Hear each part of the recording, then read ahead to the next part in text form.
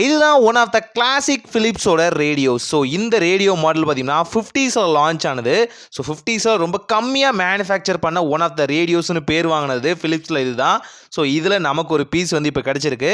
So இந்த ரேடியோஸில் என்னென்னா special features இருக்குது, என்ன ரேட்டில் இது வந்து லான்ச் ஆனிச்சு, ஸோ இதோட மாடல் என்ன அண்ட் இதோட ஸ்பெஷல் திங்ஸ் அண்ட் கேரக்டர்ஸை பற்றி இந்த வீடியோவில் ஃபுல் ஃப்ளெஜாக பார்த்தலாம். இது ஒரு பியூர்லி 50s லான்ச் ஆன ஒரு ரேடியோ தான். கிட்டத்தட்ட பார்த்தீங்க அப்படின்னா ஒன் ஆஃப் த கிளாசிக்னு சொல்லலாம். இதுதான் ஃபிலிப்ஸோட DR579 ரேடியோ. ஸோ இதில் பார்த்தீங்கன்னா ரேடியோ ஆகட்டும் டேப் ரெக்கார்டர் ஆகட்டும் ரெண்டையும் வந்து அட்டாச் பண்ணியிருப்பாங்க. ரொம்பவே ஹை ஃப்ரீக்குவன்சியில் வால்யூமை வந்து எமிட் பண்ணக்கூடியது.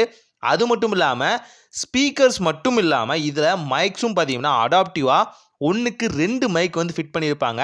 இதிலே பார்த்தீங்கன்னா இன்டர்நேஷ்னல் ரேடியோலேருந்து லோக்கல் ரேடியோஸ் வரைக்கும் வர்ற மாதிரி ஆப்ஷன்ஸ் எல்லாமே அட்ஜஸ்டபிளாக இருக்கும்.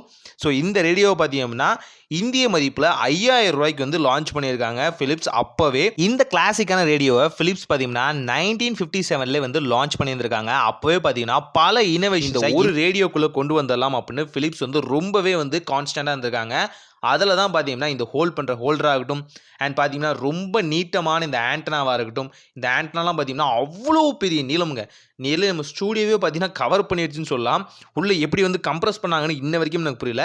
ஆண்டனாஸ் வந்து நார்மலானது தான், ஆனால் இவ்வளோ நீளமான ஆண்டனாலாம் பார்த்ததே இல்லை. அதான் உண்மை. இதுதான் ஃபர்ஸ்ட் டைம் நான் பார்க்குறது. அது மட்டும் இல்லாமல் இந்த ரேடியோட வெயிட் பார்த்தீங்கன்னா ஜைஜாண்டிக்காக இருக்குது. அண்ட் இதோட ஆடியோ சிஸ்டத்தை பற்றி சொல்லி ஆகணும்.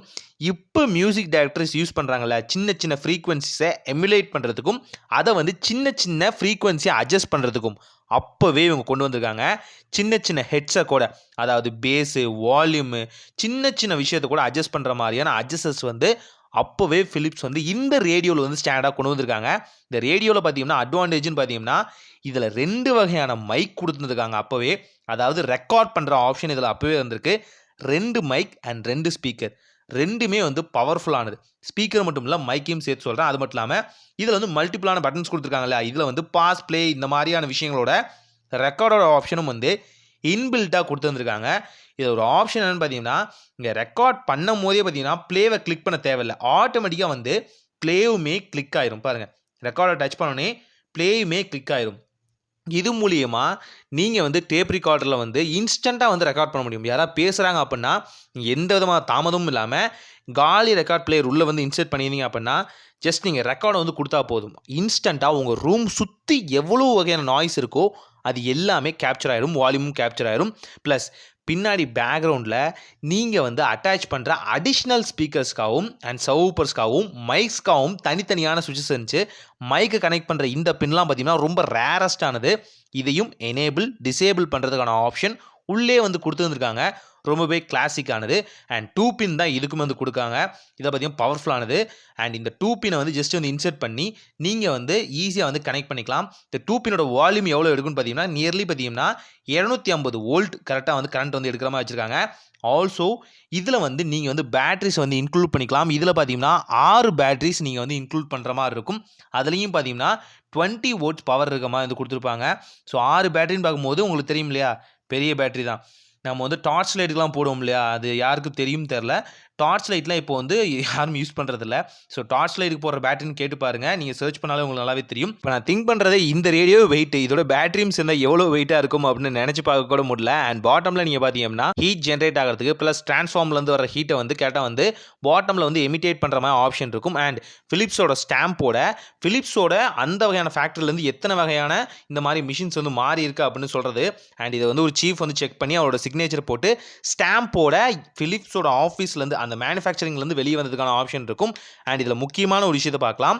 நீங்கள் இதில் வந்து இந்த ரேடியோ எவ்வளோ நேரம் ஓடி இருக்குது அப்படிங்கிற ஒரு மீட்டரும் வந்து கொடுத்துருப்பாங்க. இந்த மீட்டர் எங்கேயோ பார்த்த மாதிரி இருக்குல்ல, வேறு எங்கேயுமே இல்லை. நம்மளோட சின்ன மினி டிரான்சிஸ்டர் வாக்மேனில் வந்து பார்க்குற அதே விஷயங்கள் தான் இதுவும். இங்கேயும் ஒரு மீட்டர் இருக்கும். இந்த ரேடியோ எவ்வளோ ஒர்க் ஆகிருக்கு, எவ்வளோ வகையான டைமிங்கில் வந்து இதை வந்து ரன் பண்ணியிருக்காங்க அப்படின்னு காமிக்கிறதுக்காக, ஓனருக்கு இன்டிமேட் பண்ணுறதுக்காக தான் இந்த டிரான்சிஸ்டரை இந்த வகையான ரேடியோவை ஃபிலிப்ஸ் எவ்வளோ மேனுஃபேக்சர் பண்ணியிருக்காங்கன்னு தெரியுமா? மொத்தமாகவே 673 தான் வந்து மேனுஃபேக்சரே பண்ணியிருக்காங்க. அதுக்கும் மேலே வந்து சேல்ஸ் ஆகாத காரணத்தால் இதை அப்படியே வந்து ஸ்டாப் பண்ணிட்டாங்க ஃபிலிப்ஸ்.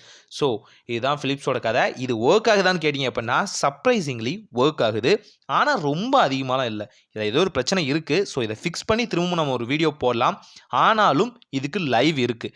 நாம் வந்து கனெக்ட் பண்ணி பார்க்கும்போது டேப் ரெக்கார்ட் ஓரளவுக்கு ஒர்க் ஆகுது. சவுண்டு ஓரளவுக்கு கேட்குது. ஆல்சோ ரேடியோ ஃப்ரீக்வன்சி அட்ஜஸ்ட் பண்ணும்போது சில டிஸ்டர்பன்ஸ்க்கு அப்புறம் எங்களுக்கு ஒர்க் ஆகுது. ரொம்ப சூப்பர்லாம் சொல்ல முடியாது. ஆனால் 1950களில் வந்ததுக்கு இது எவ்வளவோ பரவாயில்லன்னு சொல்லலாம். அப்போ மேனுஃபேக்சர் பண்ணது இப்போ வரைக்கும் இருக்கிறதே பெரிய விஷயம்னு சொல்லலாம் இல்லையா?